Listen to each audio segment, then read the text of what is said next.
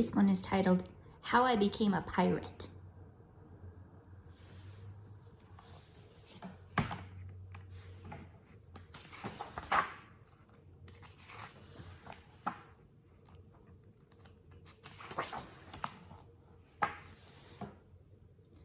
Pirates have green teeth, when they have any teeth at all. I know about pirates, because one day, when I was at the beach building sand castles and minding my own business, a pirate ship sailed into view. I knew what it was, because it had a flag and a skull and crossbones on it, and because I could hear pirates singing, "Hey ho, blow the man down." They were a little off key.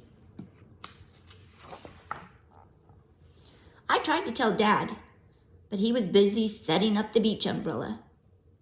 I tried to tell Mom, but she was busy slathering my baby sister with sunblock.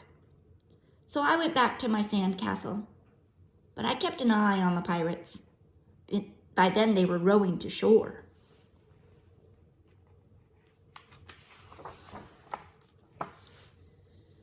When they landed, the head pirate climbed out of the boat and yelled, "Ahoy there, matey! Be this the Spanish Main?" "No," I said. "This is North Beach." "Shiver me timbers," the pirate said. "We must have taken a wrong turn at Bora Bora."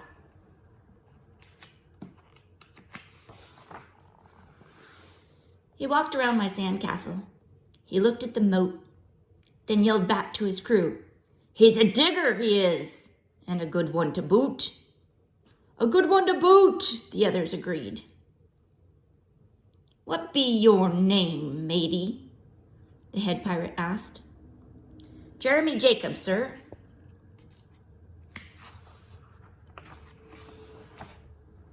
"Well, Jeremy Jacob," he said, "you're looking at Braid Beard and his crew. We've been needing a digger like yourself. We've a chest of treasure to bury." "Aye, treasure," the others shouted.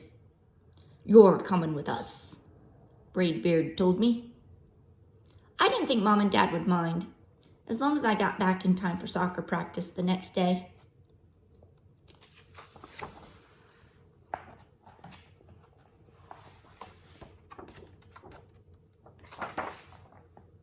That's how I became a pirate.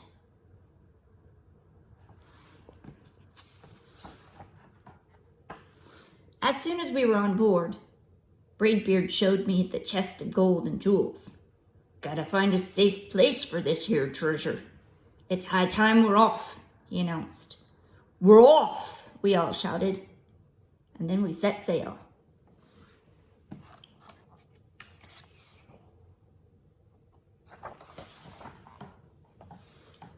There was plenty to do on board. The pirates taught me to sing sea chanties, the louder the better, and to say real pirate stuff like landlubber and scurvy dog. By the dinner time, I could speak pirate perfectly. I also learned pirate manners. Braidbeard pounded his fist on the table and yelled, "Down the hatch, me laddies!" "Down the hatch," we all shouted. Braidbeard gulped his food and said, "Hand over the meat." "The meat," we all roared. Nobody told us to finish our spinach. There wasn't any. Or to chew up our carrots. They weren't even allowed on board. We talked with our mouths full, and nobody said please or thank you.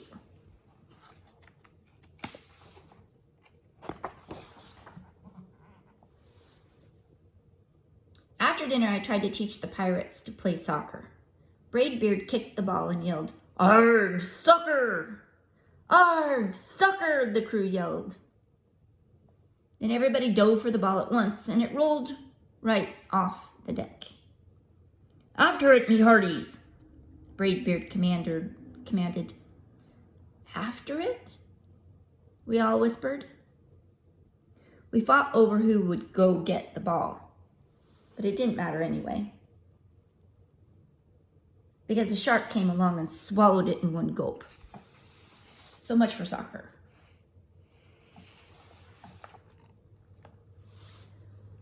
By now it was pretty much past my bedtime, but nobody tells pirates to go to bed, to take a bath, or to brush their teeth. Maybe that's why their teeth are green.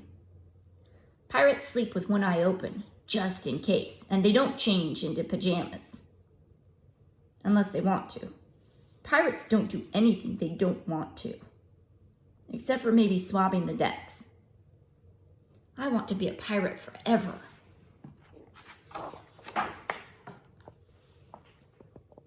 It wasn't easy to fall asleep without a story. But I was finally dozing off when a storm broke. Thunder boomed and lightning flashed. I tried to hide under the covers as waves slammed up against the ship, but I kept falling out of my hammock. I couldn't find anyone in the cabin. They were all on deck. "Lower the sails," Braidbeard shouted. "Batten down the hatches." Everybody ran around yelling and lowering and battening. Nobody had time to sit close and tell me it would be over soon. No one even noticed me. I decided I didn't want to be a pirate after all.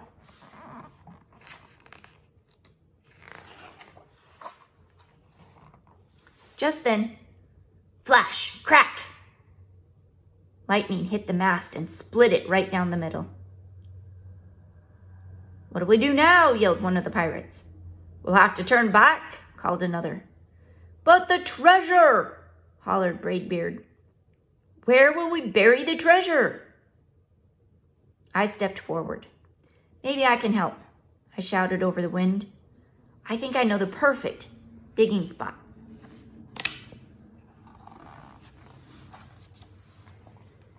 And when the storm was over, we rowed back to shore and buried the chest. We drew a map so we could find the treasure again. But I don't think I'll need it.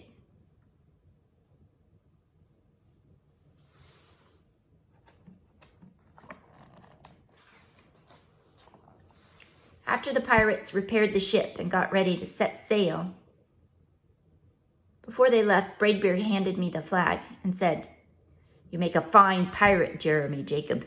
Guard that treasure well. We'll be back to get it soon enough."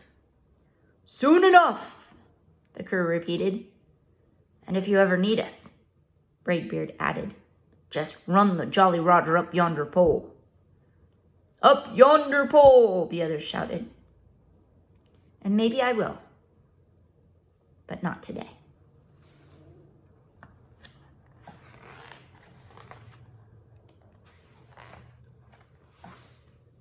I have soccer practice.